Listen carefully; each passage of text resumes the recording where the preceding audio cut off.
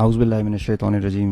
Bismillahir-rahmanir-rahim. Ladies and gentlemen, I am the Deputy Chief Air Operations. On behalf of the Chief of the Air Staff and the whole Pakistan Air Force, I would like to avail this opportunity to first of all thank Allah, the Almighty,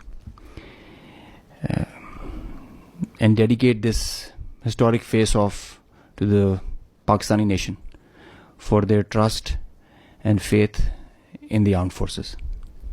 Very special thanks to the military leadership for their foresight and all-out support by the Chief of the Army Staff, and especially to the Chief of the Air Staff for his guidance, strategic vision, and the direction that he gave to the Air Force to create history like this. He really led from the front. He was involved all the way during this operation, spearheaded it, choreographed it, and we call it the new art of war. This BVR fight of a couple of dozens up to 70 from their side, about 40, crossing 100, is the first ever in the history of aviation. It is going to be taught as a textbook case and a study and a reference material in the aerial combat history. I will distill some tactical details for you because they impact on the larger strategy, and run through very quickly so as to bring you all up to speed on what happened and how did it happen. This is the Indian side, this is the Pakistani side. We had some caps in the north, center, south, and AEW just to support it. And the IF fighters started an initial build-up that was picked up from the north and the center across IB at 0010 hours. And by that time, PAF had initiated its response within 2 minutes. By 0012, our response was activated. The IF started to get their fighters get airborne in large numbers. By the time it has come to 12:30, we were pretty sure that this is going to be the day and the time to knock some sense into these guys once again. So we commenced our multi-domain operations, the pride and joy and the new concept of war that we have. This is the picture that's getting jumbled up. We have huge number of IF fighters that are stacked up in azimuth and in vertical all across, and the PF DCA response is in position. The complete package, when it gets into shape, it is on 4 axes, and we perceive that they will have 4 incisions just to embroil. Up to 60 aircraft, including 14 Rafales, were electronically ID'd by all through our electromagnetic operational environment. We call it the EMO. So by the time they were in air, we had sorted out and contracted all fighters and accounted for. The 60 number, that augmented to 72 through their scrambles that kept on coming just to reinforce and supplement and to saturate the air defense. They thought they could do that for the Pakistani ADG, air defense ground environment. The complete DCA package response by Pakistani side was also there. We had 42 high-tech aircraft on our side, and the strategy was to have force concentration in our selected AOR and fight at our own strength.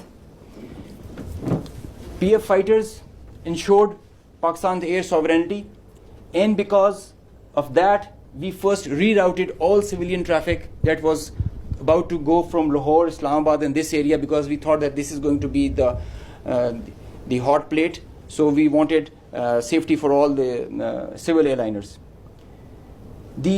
When they had seen this kind of a strong defense on our side, they resorted to launching their air-to-ground weapons while being cis-frontier.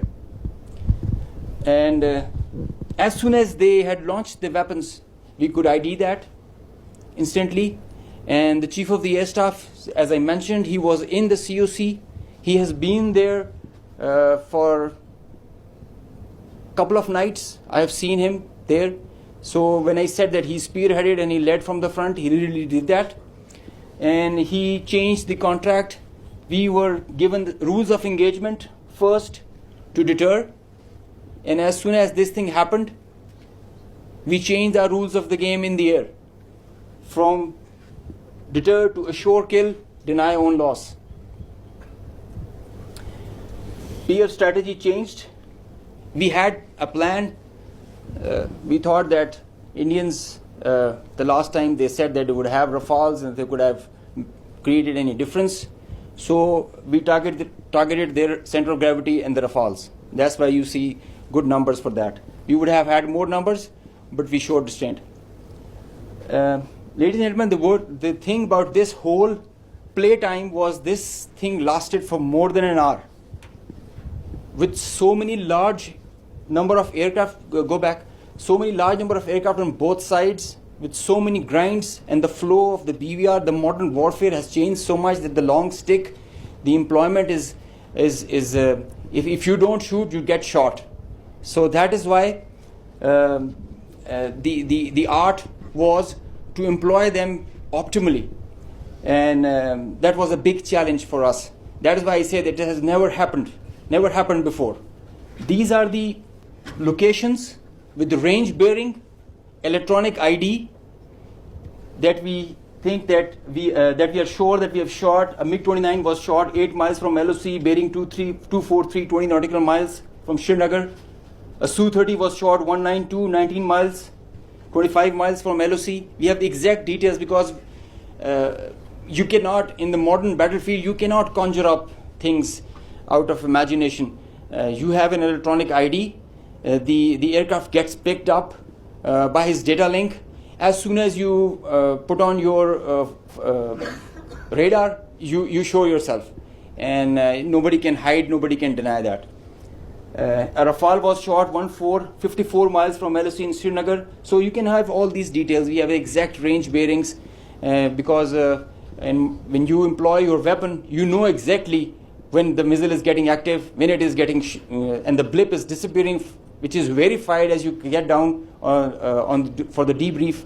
So none of the claims have any fat in them. So they are pretty clear, pretty concise, pretty accurate. And I have a audio from a Rafale formation that I will share. The call sign is Godzilla. As soon as those animals are extinct, so this one also got extinct. Please play.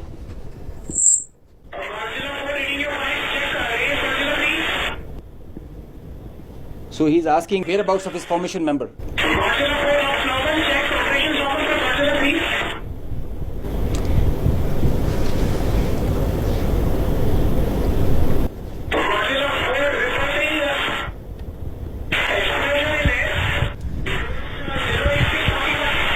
So the formation knows, his leader knows that his number, one of his flight member is not there.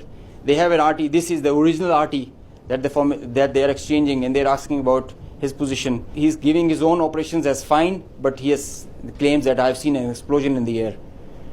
And I will share this detail. It's a long RT that we have. If we can hear one RT of one formation member, we can hear all of them in panic and in distress. So the idea was to just to prize you guys and to share with you how complicated this was, how this example can be taken not to do when you know that the adversary has the long stick. But I must say that it is not the equipment that matters all the time. It is the training, it is the leadership that gives you the direction and the ownership that it shows. That's what matters. And the training, the operational competence that the whole formation has.